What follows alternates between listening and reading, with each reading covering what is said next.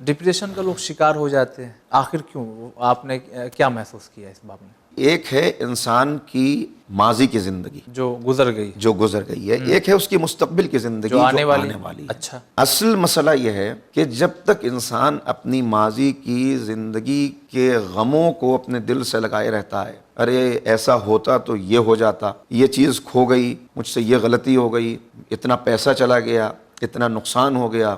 وہ گھر ہمیں مل جاتا لیکن وہ مل نہیں سکا، کاش کہ اس وقت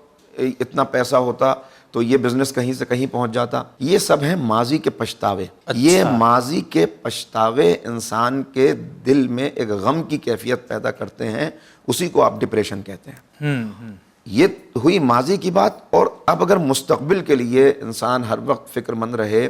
کہ کیا ہوگا آنے والے وقت میں، اگر حادثہ ہو گیا اور میں اس کے اندر مر گیا سڑک حادثے کے اندر تو میری اولاد کا کیا ہوگا، اگر یہ جاب چلی گئی تو کیا ہوگا، اگر یہ بزنس کے اندر مجھے لاس ہو گیا تو کیا ہوگا،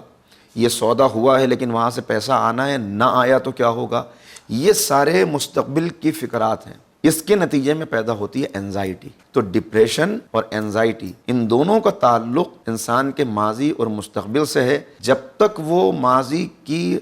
کے غموں کو دل سے لگائے رکھے گا اور ان کو نظر انداز کرنا نہیں سیکھے گا، ان کو بھولنا نہیں سیکھے گا، اللہ تعالیٰ نے بہترین نعمت عطا کی ہے اس کے لیے کہ انسان کا حافظہ بہت قوی نہیں ہے، وہ عام طور پہ بہت جلدی چیزوں کو بھول جاتا ہے۔ نیند رکھی ہے، یہ نیند اسی لیے ہے کہ آپ نے دیکھا ہوگا جب انسان بہت پریشان ہوتا ہے، بہت اس کو غم ہوتا ہے، سو جائے وہ تو سونے کے بعد اس کو ذرا غم اس کا ہلکا ہو جاتا ہے۔ تو قدرتی طور پر قدرت نے ساری چیزیں وہ رکھی ہیں کہ آپ ماضی کے پچھتاووں سے بھی چھٹکارا حاصل کر لیں اور مستقبل کی فکرات سے بھی آپ کو آزاد کیا ہے۔ لیکن انسان کی یہ اپنی کمزوری ہے کہ وہ رب کائنات کے اوپر اعتبار نہیں کرتا، وہ تعلق بنا کے نہیں رکھتا، جس کی وجہ سے یہ ڈپریشن اور انزائٹی